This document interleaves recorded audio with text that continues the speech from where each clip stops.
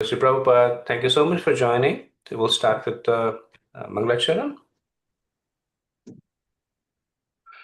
Om Namo Bhagavate Vasudevaya.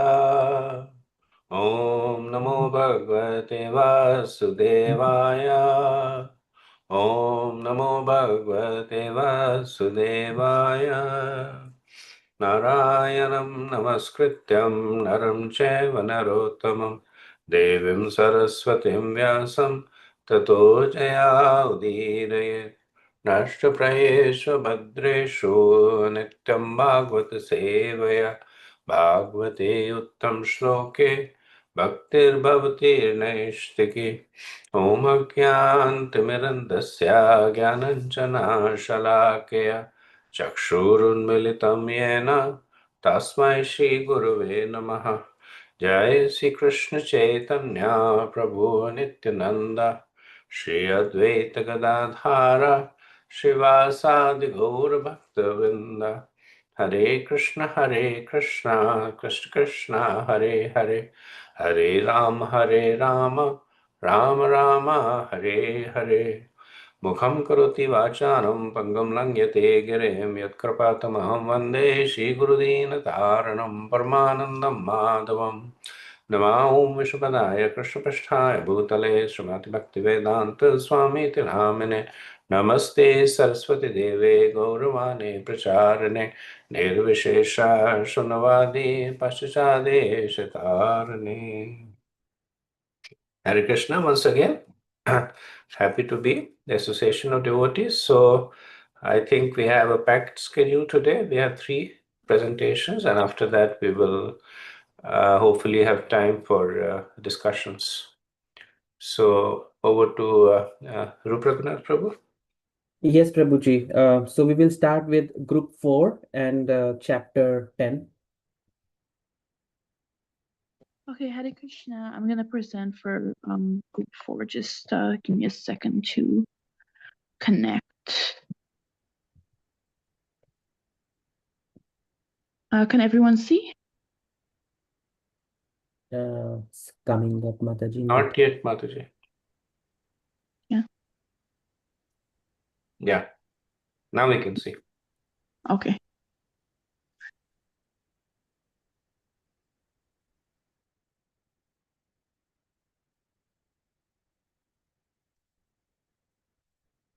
Okay, Hare Krishna, I'm presenting Chapter 10, Techniques of Hearing and Remembering for Group 4. Okay, so let's discuss the importance of hearing. I'm sure everyone knows this verse. Shravanam, Kirtanam, Vishnu, Smaranam, Pada, Sevanam, Archanam, Vandanam, Dasham, Sakyam, Atma, Nivedanam. Srila Prabhupada explained multiple times in various books that just one of these 9 processes of devotional service, if practiced perfectly, can elevate one to perfect Krishna consciousness. But the foremost process is Shravanam, or hearing, which is why it's listed first in the verse. So let's discuss why hearing is the most important process. So why Shravanam? Why is hearing so important? It cleanses and it purifies the heart. The sound vibration of the holy name is so potent that it purifies the heart in order for a person to quickly enter into devotional service. In the Garuda Purana, this is how conditioned life is described. One who forgets Krishna is compared to a comatose person from being bitten by the snake of Maya Devi. In Ayurveda, there would be mantras to cure a real snake bite, but this is the snake of Maya Devi, which can only be cured by the Hare Krishna Maha Mantra. Another important benefit is how simple it is. We're in the age of Kali Yoga when it's really difficult to follow all the regulations prescribed in the Vedas. But hearing has no special prerequisite, no caste restriction, or any complicated method. Not only is it easy and freely given, it's also very attractive. Hearing about the Lord's divine pastimes is like nectar to the ears that never gets old. Srila Prabhupada explains that the mind of a conditioned soul is very lustful for inferior pleasures. So hearing about Lord Krishna can attract the mind and make it hanker for superior transcendental pleasure. The only small requirement for hearing about the Lord is that one should only hear from self-realized great devotees and acharyas and never a professional reciter who have no genuine attraction for the Lord. Next, we're going to learn how we can live our lives while pursuing the path of devotional service. After glorifying the process of Shravanam, Srila Prabhupada leaves an important consideration for us. He references an important verse from the Srimad Bhagavatam. My dear Lord, any person who is constantly awaiting your causeless mercy to be bestowed upon him, and who goes on suffering the resultant actions of his past misdeeds, offering you respectful obeisances from the core of his heart, is surely eligible to become liberated, for it has become his rightful claim. This is quite practical and reasonable. Freedom from karmic reaction implies that all activities are done in perfect Krishna consciousness. When one begins the process of devotional service, he won't become perfect immediately, so there would still be reactions from past misdeeds. Nevertheless, because it's a cleansing process and a natural occupation of the spirit soul, a devotee should still continue to act in Krishna consciousness, gradually elevating oneself and tolerating painful reactions. Srila Prabhupada uses a nice analogy to explain our situation. Just like a hardworking son, a sadhaka should endure all kinds of impediments, knowing that one day Krishna, the universal father, will give him his rightful inheritance, which is entrance into the spiritual abode. Next, we will talk briefly about the process of remembering. A few weeks ago, we celebrated Narasimha Chaturdasi, and who could be a more perfect example for Vishnu Smaranam than Prahalad Maharaj? Srila Prabhupada explains that if some way or the other someone establishes within their mind a continuous relationship with Krishna, this is called remembrance. Srila Prabhupada references a verse from the Vishnu Purana that describes how remembering the Lord brings all kinds of auspiciousness. And then there's another verse up on the screen from Padma Purana. Let me offer my respectful obeisances unto the Supreme Lord Krishna, because if someone remembers him either at the time of death or during his span of life, he becomes freed from all sinful reactions. I would go as far as to say that it's better to remember Krishna throughout our life, because it will make it easier to remember him at the time of death, just like our acharyas, how they've lived their life, especially since we don't even know when we're going to die. The last topic we'll discuss is meditation, the best technique for hearing and remembering the Lord. To meditate means to engage the mind in thinking of the Lord's form, qualities, activities, and service. Srila Prabhupada cited a nice quote from the Vishnu Dharma. Persons who are constantly engaged in Krishna consciousness and who remember the transcendental qualities of the Lord become free from all reactions to sinful activities, and after being so cleansed, they become fit to enter into the kingdom of God.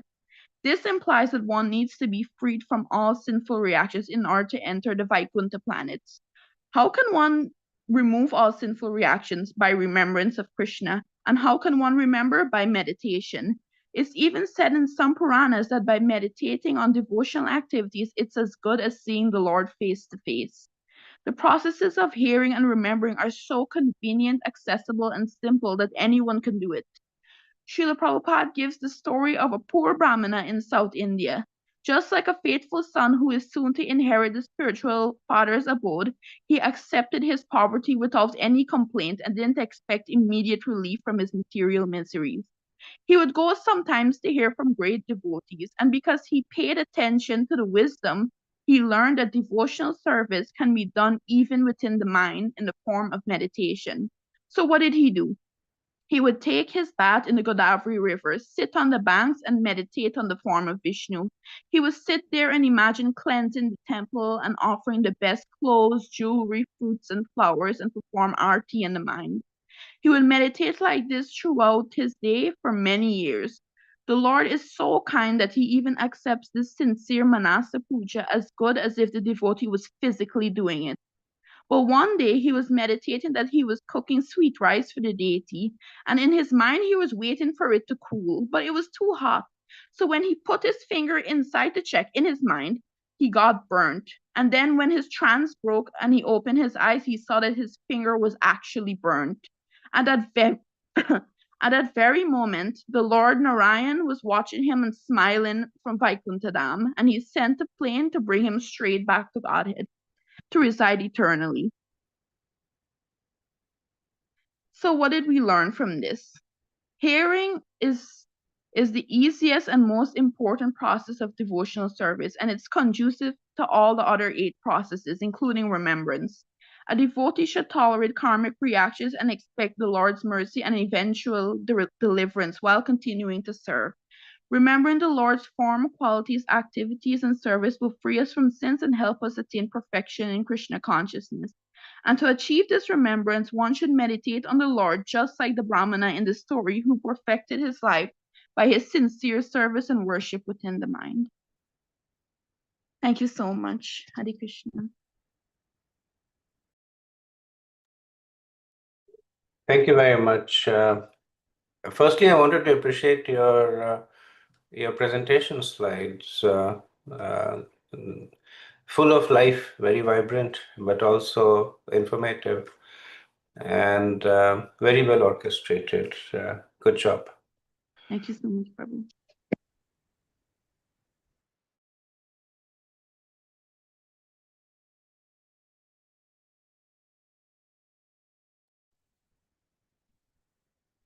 So, Prabhuji, should we do a Q&A on this now, or should we finish the presentation first and then do the Q&A in the last? Yeah, if you can ask the devotees to note the questions, we'll do it at the end of the... Makes sense. Makes sense. So then maybe group 5 can just start their presentation. Sure. Thank you so much, Prabhuji. Hare Krishna, Dandavat Pranam. Let me just share my slides.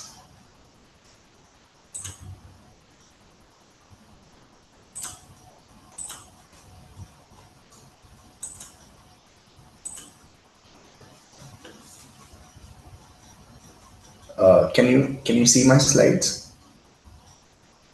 Yes, Prabhu. Okay. Hare Krishna, everyone. We are group 5, and our topic for today is aspects of transcendental service. Are you able to see that slides are moving? Yes, Prabhuji. Servitorship slide. Oh, thank you. Thank you so much. So, the first topic on the aspects of transcendental service is servitorship. So, karmis are the fruitive workers who offer the results of their karma to Lord. Rupa Goswami, however, said that more than this, constant engagement in some kind of service to the Supreme Lord is considered even better. As per the Skanda Puran, those attached to ritualistic activities, which is 4 orders of social life and 4 orders of spiritual life, are considered as pure devotees. Pure devotees are those who are actually engaged in offering service to the Lord directly, also known as Bhagavatas.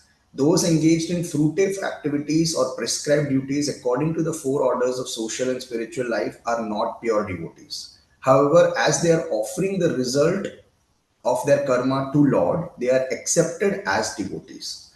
When one acts spontaneously out of love of God, such a person must be accepted as a pure devotee. Conditioned souls who come in contact with material world are all desirous of lording it over material nature. Varnashramas are designed so that conditioned souls may enjoy in material world as per his desire for sense gratification and parallelly become elevated to spiritual understanding. Based on prescribed duties of Varna and Ashrama, there are many activities which belong to devotional service in Krishna consciousness household. Householder devotees accept Vedic ritualistic performance as well as prescribed duties of devotional service because both are meant for satisfying Krishna. When householder devotee performs some Vedic ritualistic duties, they do so to satisfy Krishna. As we have previously discussed, any activity aiming at satisfying Krishna is considered devotional service. Now, Srila Rupa Goswami says persons who are neophytes and have developed a little love for Krishna are not interested in the activities of sense gratification in proportion to their devotion. But if there is still some attraction for sense gratifying activities, then the result of such activities should also be offered to Krishna. This is also called as engagement in the service of the Lord, with the Lord as the master and the worker as the servant. Naradiya Puran describes how the servitorship is transcendental. It is said that there is a person who is constantly engaged in devotional service by his body, mind, and words, or even a person who is not practically engaged but is simply desiring to be so, is considered to be liberated. Now, devotional service in friendship. Devotional service in friendship can be divided into two categories. The first is to act as the confidential service of the Lord, servant of the Lord, and the other is to act as the well-wisher of the Lord. The devotee who has confidence in devotional service to the Lord systematically follows the rules and regulations with faith that he will achieve the platform of transcendental life. The second type of devotional friendship is to become a well-wisher of the Supreme Personality of Godhead. In Bhagavad Gita, it is said that the Lord accepts a preacher as the most dear servant. Anyone who is preaching the confidential message of the Gita to the people in general is so dear to Krishna that no one can be equal to him in human society. In the Mahabharata, Draupadi says, "My dear Govinda, your promise is that your devotee can never be vanquished. I believe in that statement, and therefore, in all kind of tribulations, I simply remember your promise, and thus I live." And just to elaborate on this statement, Draupadi and her 5 husbands were put into severe tribulations by Duryodhana. The tribulations were so severe that even Bhishma Dev, who was both a lifelong brahmachari and a great warrior, shed tears thinking of them. He was always surprised that although the Pandavas were so righteous and Draupadi was practically the goddess of fortune, and although Krishna was their friend, they still had to undergo such severe tribulations. Though their tribulations were not ordinary, Draupadi was not discouraged. She knew that because Krishna was their friend, ultimately they would be saved, thus validating that Krishna's devotee can never be vanquished. Who is a first class devotee? A similar statement is there in the 11th canto of Srimad Bhagavatam, 2nd chapter, verse 53, where Havis, the son of King Rishabdev, addresses Maharaj Nimi. "My dear king, a person who never deviates even for a moment from engagement in service at the lotus feet of the Supreme Personality, such an engagement which is sought even by great demigods like Indra, with firm conviction, and there is nothing more worshipable or desirable than this, is called as a first class devotee."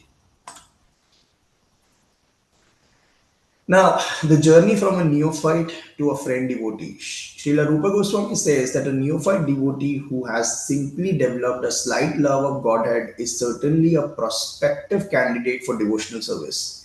When he becomes firmly fixed in such devotional service, that assured status becomes a confidential part of his devotional service.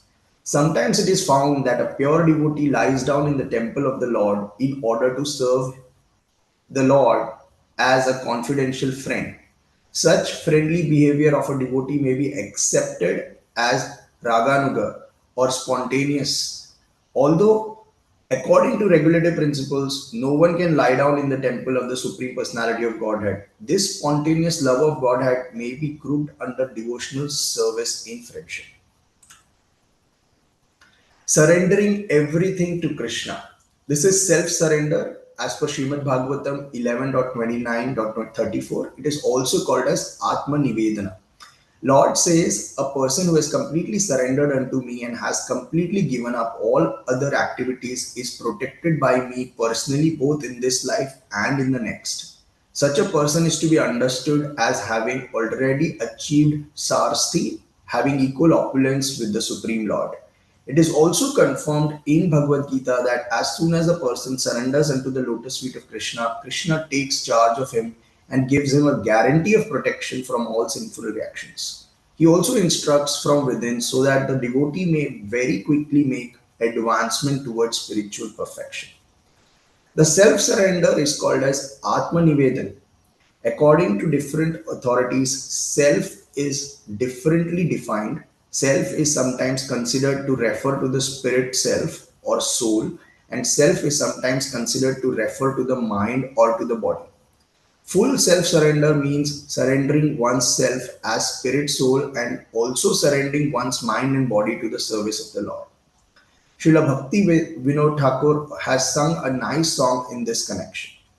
While offering himself as a fully surrendered soul, he said, "My mind, my household affairs, my body, whatever is in my possession, my dear Lord, I offer to you for your service. Now you can do with them as you like. You are the supreme possessor of everything. So if you like, you can kill me, or if you like, you can give me protection. All authority belongs to you. I have nothing to claim as my own." Offering a favorite article. In the 11th canto of Srimad Bhagavatam, verse 41 in the 11th chapter, so it's 11.11.41, Lord Krishna says to Uddhava, "My dear friend, if someone offers me the best thing in his possession or anything which is very pleasing to him, he will be eternally benefited." Performing all endeavors for Krishna. In the Narada Pancharatna, there is a statement of how one can act in all spheres of life for the satisfaction of the Lord. It is stated that there is a person who is actually in devotional service must be that a person who is actually in devotional service must be engaged in all kinds of activities, those prescribed in the revealed scriptures and also those that are accepted for livelihood. In other words, not only should a devotee engage himself in the prescribed duties of devotional service that are mentioned in the revealed scriptures, but he should also perform the duties of his practical life in Krishna consciousness. For example, a devotee who has a great establishment or a factory may offer the fruits of such a material possession for the service of the Lord.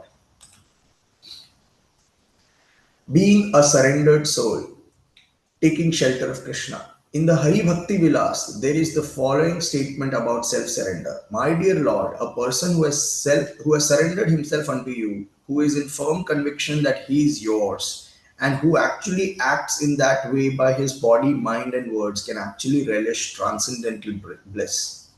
In the Narsimha Puran, Lord Narsimha Dev says, "Anyone who prays unto me and takes shelter from me becomes my ward, and I protect him always from all sorts of calamities." Serving trees as the Tulsi, glories of Tulsi Puja. This is also the last slide. In the Skand Puran praises the Tulsi tree as follows. Let me offer my respectful obeisances unto the Tulsi tree, which can immediately vanquish volumes of sinful activities. Simply by seeing or touching this tree, one gets relieved from all distresses and diseases. Simply by offering obeisances to and pouring water on the Tulsi tree, one can become freed from the fear of being sent to the court of Yamaraja, the king of death who punishes the sinful. If someone sows a tulsi tree somewhere, certainly he becomes devoted to Lord Krishna. And when the tulsi leaves are offered in devotion at the lotus feet of the Krishna, there is full development of love of Godhead. In India, all Hindus, even those not belonging to the Vaishnava group, take special care of the tulsi tree. Even in great cities where it is very difficult to keep a tulsi tree, people are people are to be found very carefully keeping this plant. They water it and offer obeisances to it because worship of the tulsi tree is very important in devotional service. And lastly, in the Skanda Puran, there is another statement about Tulsi as follows. Tulsi is auspicious in all respects. Simply by seeing, simply by touching, simply by remembering, or simply by praying to, or simply by bowing before, simply by hearing about, or simply by sowing this tree, there is always auspiciousness. Anyone who comes in touch with Tulsi tree in the above mentioned ways lives eternally in the Vaikuntha world. Thank you so much. Hare Krishna.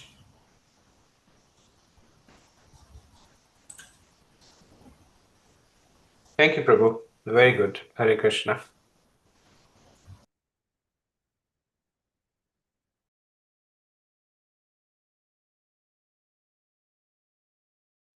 Hare Krishna, everybody. My name is Jyoti Sani, and I'm going to be presenting on Chapter 12, Nectar of Devotion. I'm representing Group 6. The title says Further Aspects of Transcendental Service, and just like the title implies, this is the continuation of Chapter 11, where it leaves off is where this chapter picks up. It is further aspects which are covered in this chapter. And then we all know that there are 64 devotional principles. In this chapter, we are going to be covering the 54 through 64 of the devotional principles. This is the list of the topics that we are going to cover, but I'm not going to read out these topics just yet because we are going to group these into 5 major groupings, which are worshipping the deity, hearing Srimad Bhagavatam, associating among the devotees, Sankirtan, living in Mathura. There are 3 other topics which are not covered in these 5 major topics, which we will address separately. And before I start covering these topics, as Hare Krishna devotees, these topics are near and dear to everybody's heart that is in this meeting. So if I say something, if I make a transgression, I ask for your forgiveness because this is the most basic that we need to learn in order to be called a devotee. So let's start with the first, worshipping the deity, Shraddha Purvaka Shri Murti Seva, serving the deity with faith. The normal condition of the living entity is to be Bhagwanji's eternal servant, Jivera Swarupa Hai Krishnera Nityadas, as said in the Chaitanya Charitamrita. The material desire, which is bhakti, and the desire to become liberated, which is mukti, these are like 2 witches which have caught the living entity in its grip and is not going to allow the person to go towards bhakti. But what happens when you do serve the deity is Anyabhilashita Shunyam, as the key shloka of Nectar of Devotion that we have been also prescribed to learn for this exam is Anyabhilashita Shunyam, means that a devotee has no desire other than Sri Krishna. And when we have no other desire than Sri Krishna, reciprocates accordingly. As said by Chaitanya Mahaprabhu, na dhanam, na janam, na sundaram. Basically, devotee has no other desires, no other thoughts except to please Sri Krishna. And what happens when we serve the deity is that we get released from the aspect of bhakti and mukti, and we move towards bhakti. So it is said in the Adi Puran that a person who's constantly engaged in chanting the holy name and serves the deity is not awarded just mukti. Mukti is a byproduct, but it's like, you go to the store and there is the got milk. We buy milk, but we also get other things that we need for our pantry. So similarly, bhakti is what we strive for, but bhakti and mukti can come as after products. The second main topic is hearing Srimad Bhagavatam and other revealed scriptures.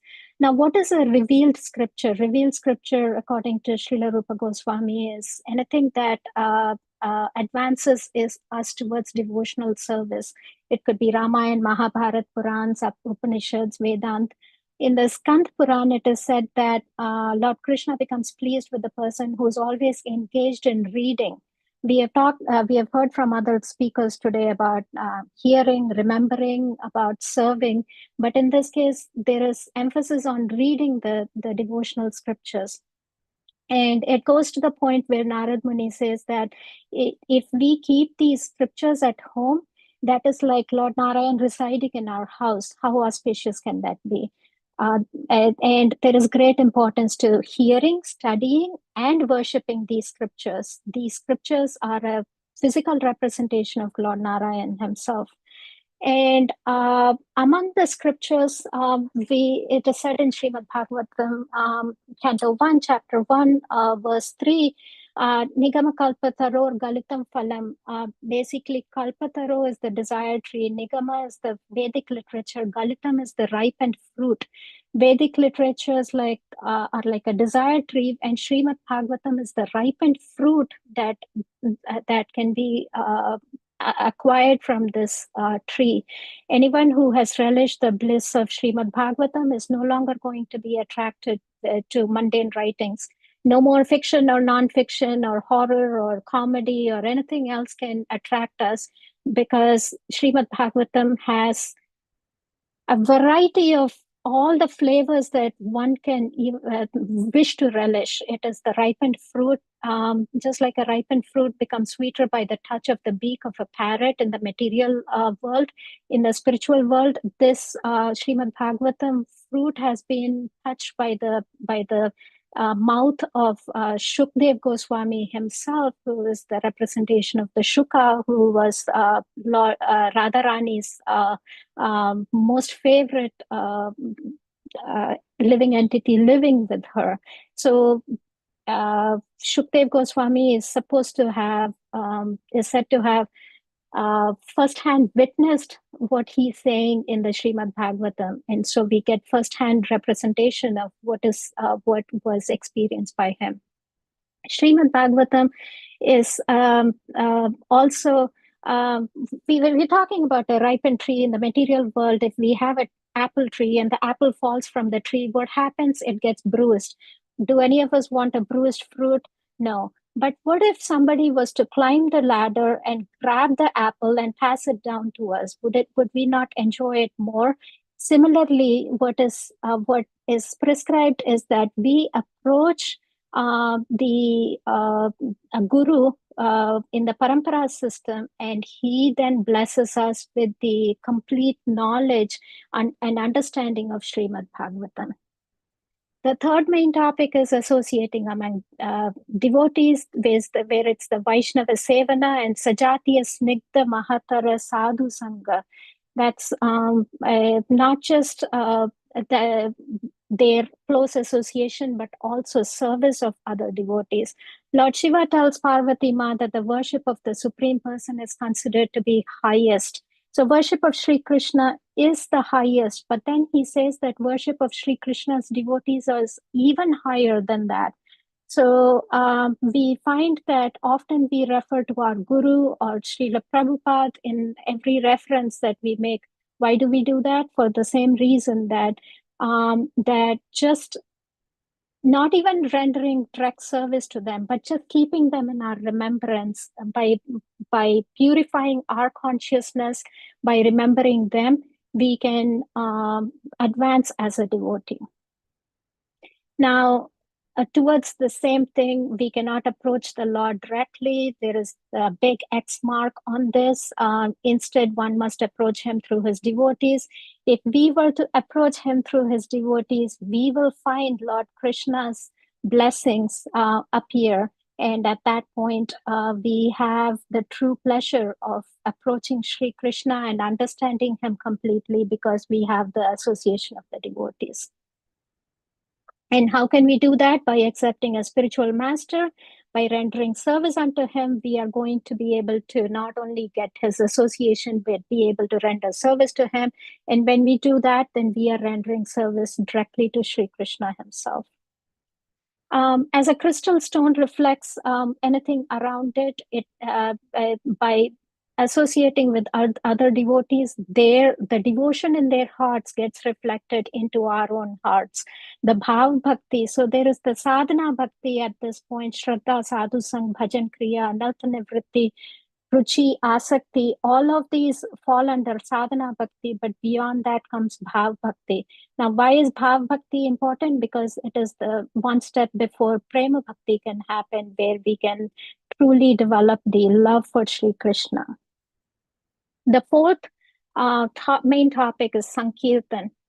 Nam Sankirtan is loudly chanting the holy names of the Lord. We have heard from other speakers where japa is important, but japa is a personal chanting, whereas Sankirtan has loud music, it has dance, it engages all our senses, and it is a group activity. So it keeps our mind engaged in Sri Krishna more and more and more.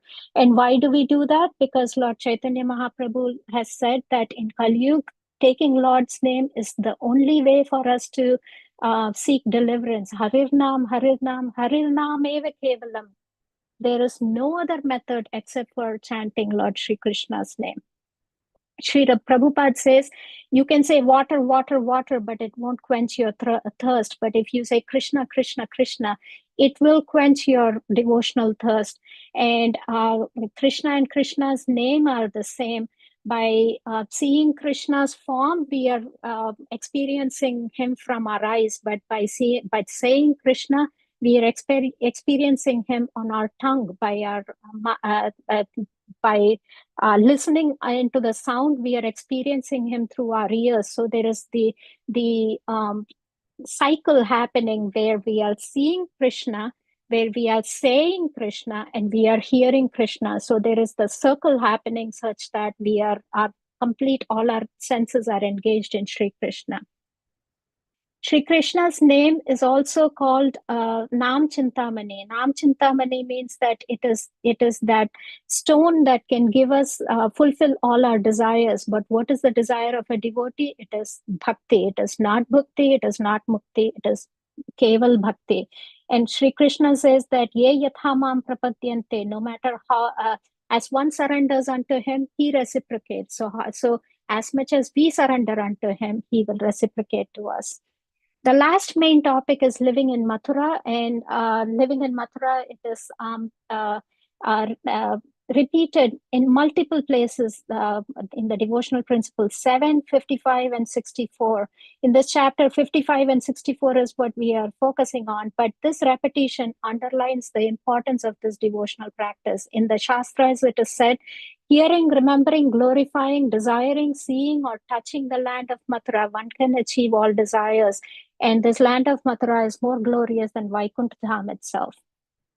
Now we're going to just focus on the last three concepts not covered in the main topics. Yatha Shakti Hindula di Mahotsava Karanam, celebration of festivals related to the Lord. Bhagwanji in Bhagavad Gita says, Patram Pushpam Phalam Toyam. He does not desire much from us. If we offer with devotion a leaf, a flower, a fruit, or water, he will accept it. But is a devotee ever satisfied doing the minimal for God? No. He wants to do as much as possible for the Lord. And according to one's financial position, one should do everything that they can to observe the different ceremonies and to celebrate Sri Krishna. Kartika Vratam is the observing of Kartika. In the Kartika month is called the prime time, or the glorious month of Kartik, because at this during this time is Damodar Leela is celebrated, and especially in Mathura, there is in every temple there will be a setup where Damodar Leela is displayed. And why is this important? Because it shows that Krishna can be bound by a devotee with, as long as we do it with love. He comes under the influence, he comes under the control of the devotees. Bhagwanji says that I can be bound by the binds of love. And that is what we are trying to aspire to, where we attain Lord's personal service by thinking of him. Now, there is the Urja Vrata that is done in Kartik Mass, especially in Vrindavan, and it is very auspicious to do this. The last topic is going to be Janmashtami in the material world. We all celebrate milestones. We all celebrate birthdays, anniversaries of those dear to us, whether it is our child or our parent or somebody that's just close to us. But these are all temporary relationships. Our eternal relationship ultimately is with Sri Krishna. So why would we not celebrate his milestones, his appearance day, his major activities? Such ceremonies must be observed with the sole purpose of pleasing the Lord, not for showing our opulence, but instead to focus on the leelas that Sri Krishna has done and to connect our minds to do this.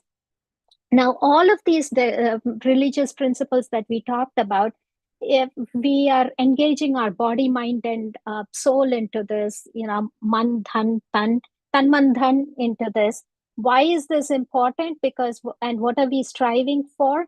To always remember Krishna and never forget Krishna. That is our ultimate goal that we are all working towards. Hare Krishna.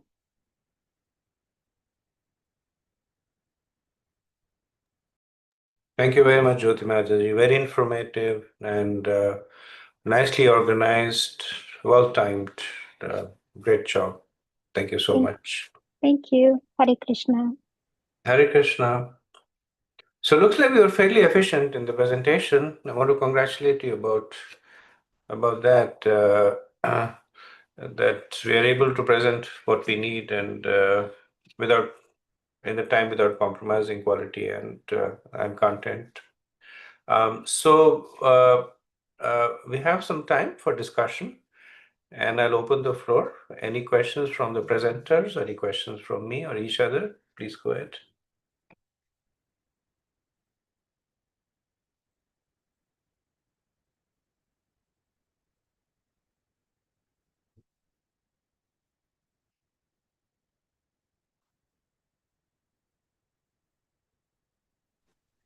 Hare Krishna, Jyoti Mataji. I have a question for you. May I ask? Sure. So Mataji, I was actually, I know it's written Mathura and all, but is being in Mathura considered any different from being in Vrindavan? So from what I understand it to be, Mathura is 108 villages around in the Mathura district, all come under Mathura. And so Vrindavan is a part of it, and it's all under the same district of Mathura. And Prabhuji can correct me if I'm wrong, but that's my understanding. Yes, thank you, Piali. Good question. And Mataji said that Mathura refers to the area around that. I'm not sure what the 108 villages, but Mathura is like Mathura district. It's the area which includes Vrindavan, Govardhan, Barsana, so that area that we consider as Brajdham, that is referred to as Vrindavan. Most of the Goswamis, they actually did not live in what we consider as Vrindavan. Some of them lived in Govardhan, some of them lived in Radhakund, but considered to be Vrindavan, Rajpasi. Thank you. Thank you. Akhila Mataji, please go ahead. Not able to hear you, Mataji. Can you hear me now, Prabhu? Faintly, but go ahead. This is, I have like two questions if time permits. So the first question is for chapter 5, the last slide regarding worship of Tulsi Mata. So the question, so it's like, if I remember correct, so the last sentence where it says, if you're worshipping Tulsi Mata, if you're watering Tulsi Mata, like you get to live in Vaikunta eternally. So how should I understand that last sentence where it's mentioned you live in Vaikunta eternally?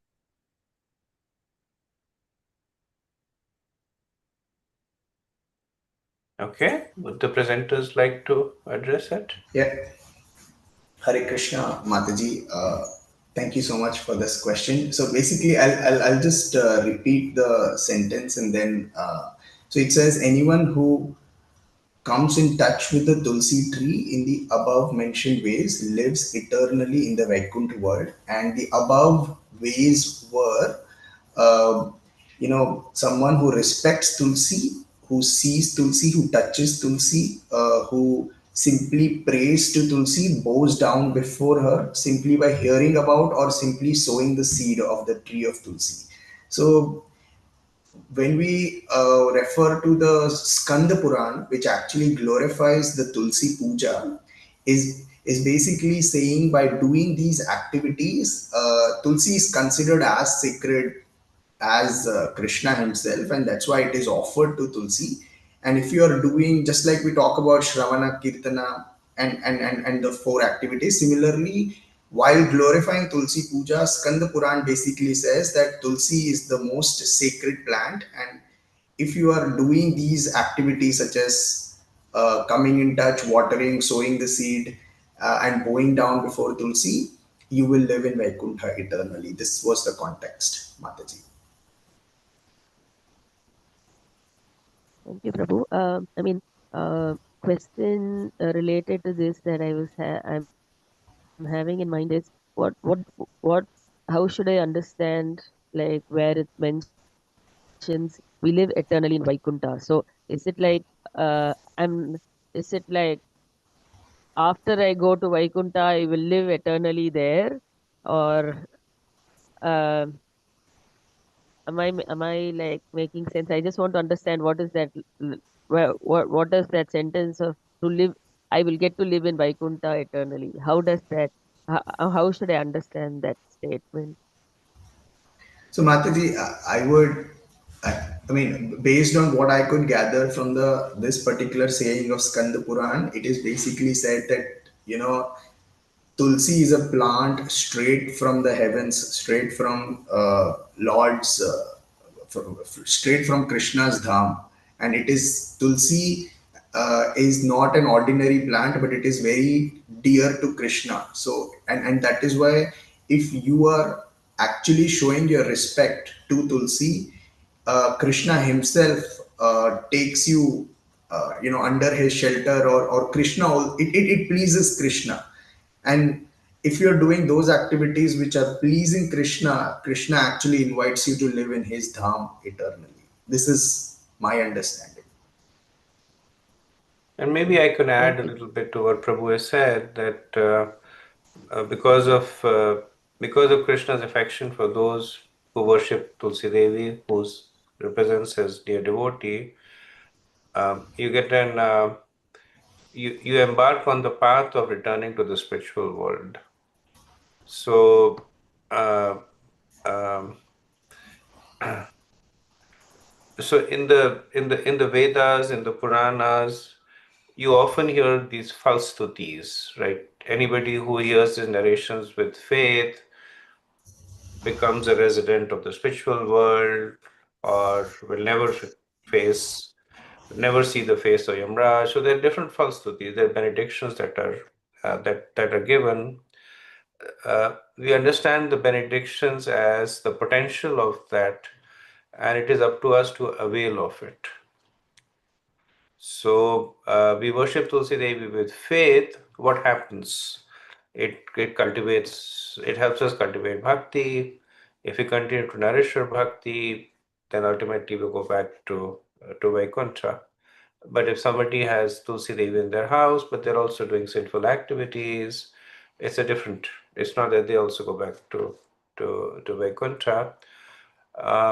So these Ashirvads or Falstutis, and you'll see that in the Puranas also, that uh, they tend to be pretty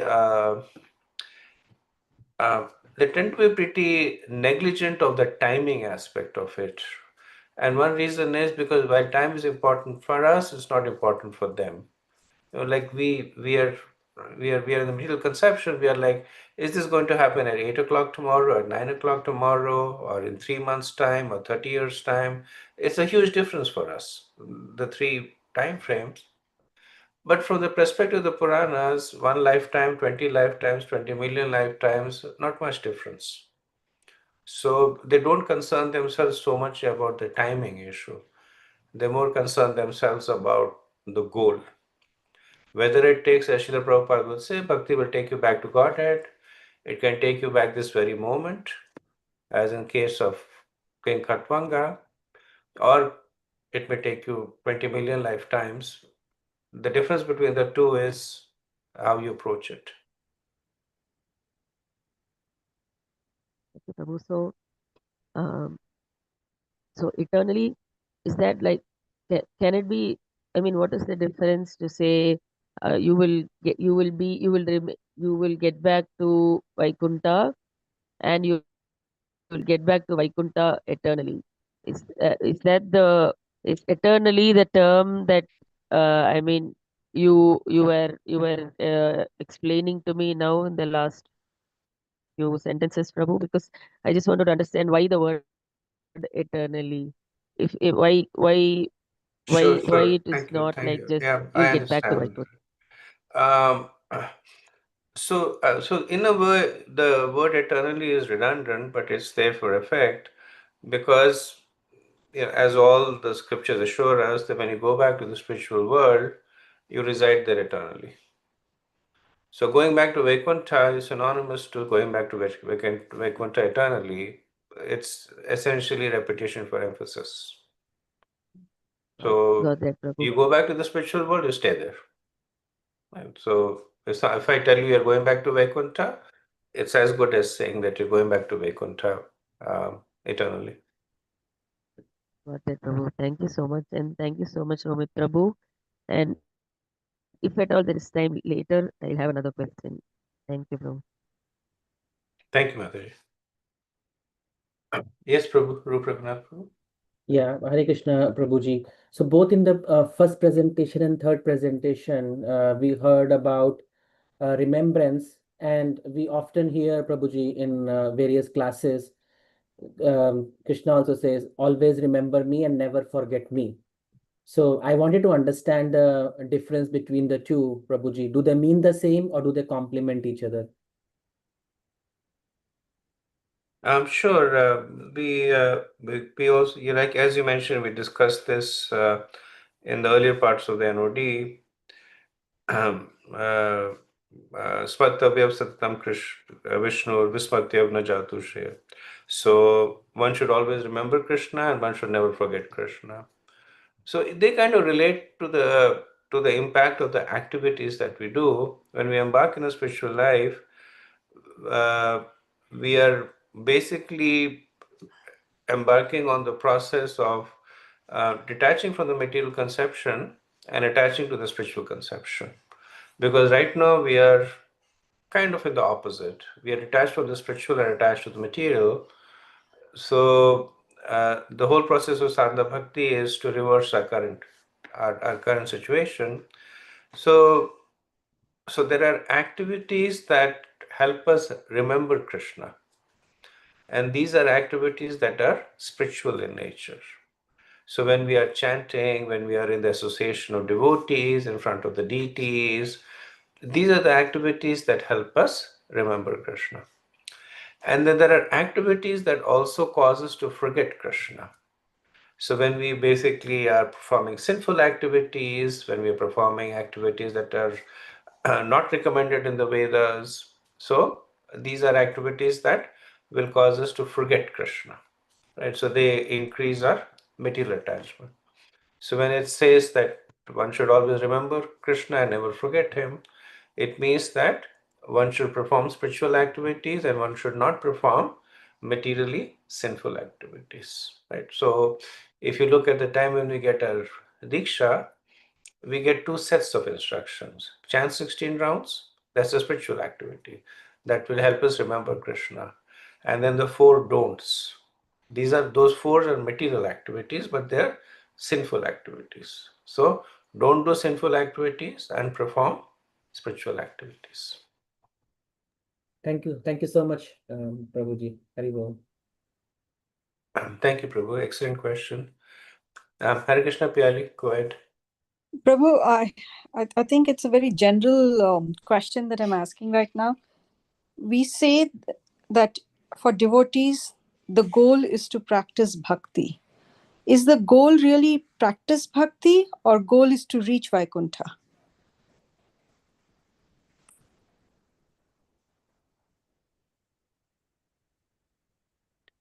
It's a good question, and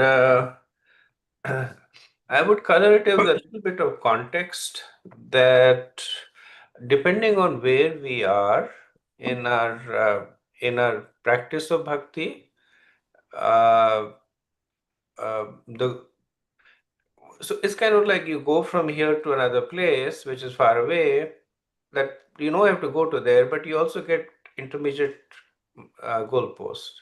Mhm. Okay, from here to this next destination and that next destination.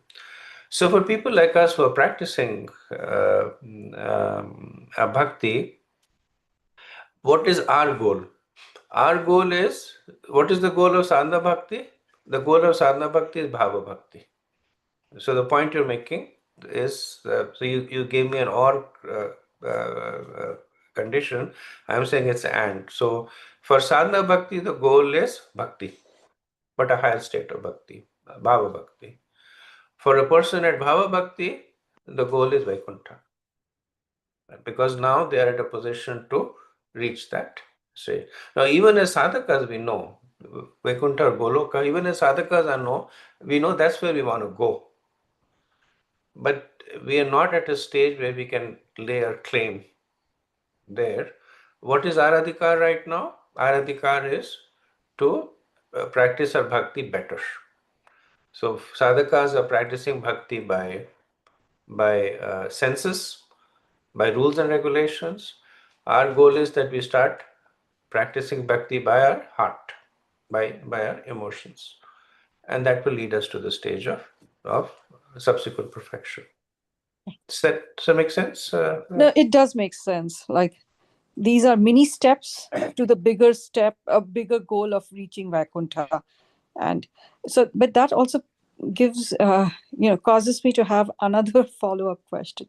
When you mentioned that when you go to Vaikuntha, you stay there eternally, but isn't that a little contrary to the fact that our constitutional position as spirit soul was always like we were in Satchid Ananda, but we came to the other planets because of the free will of we wanting to enjoy apart from Krishna. So, can it happen that you go back to Vaikuntha and you again get back into this whole cycle of birth and death and birth and death until you finish your karmic reactions to go back? Like, is that a cycle? Because when you said eternally again, that caused this confusion in my head. Sure, sure.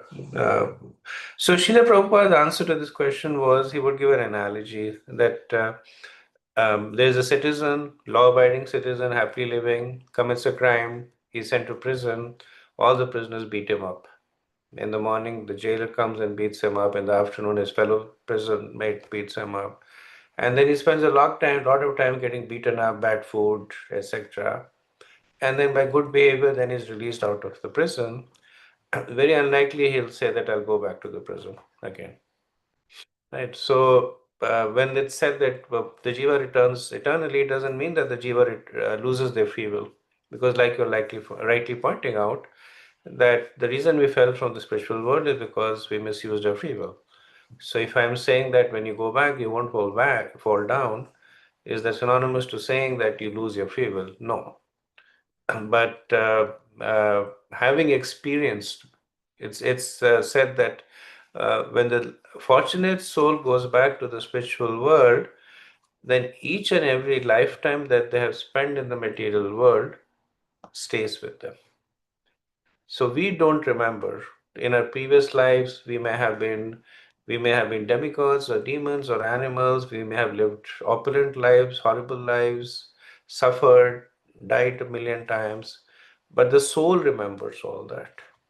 And Krishna preserves that memory, that anytime the soul decides that let me veer on the wild side, then that memory is there with the soul, that I don't want to become an alligator again, I don't want to become that again. But the free will is always there. Okay, Divya Mataji, please go ahead. Hare Krishna Prabhuji, just a clarification. Is our goal not to just continue serving Krishna rather than think about going to Vaikuntha? They are non-different, Mataji. So going to Vaikuntha, so what do Vaikuntha Vasis do? They serve Krishna, right? But I think the point you're also making is that if you're thinking that we'll go to Vaikuntha and enjoy the Nanda gardens over there and have a four-armed form that is opulent, um, uh, by the time we are at the stage where we are aspiring for Vaikuntha, that conception will not be there. But Srila Prabhupada would say it's okay. If you're thinking that you'll go back to the spiritual world and enjoy, that's okay too. Right? Maybe not the highest form, maybe not the most purest form, but anything that keeps us engaged in Krishna consciousness. Prabhupada would say that's okay. Yeah. Okay, so we are at time now. I also don't see any more hands, so it's good.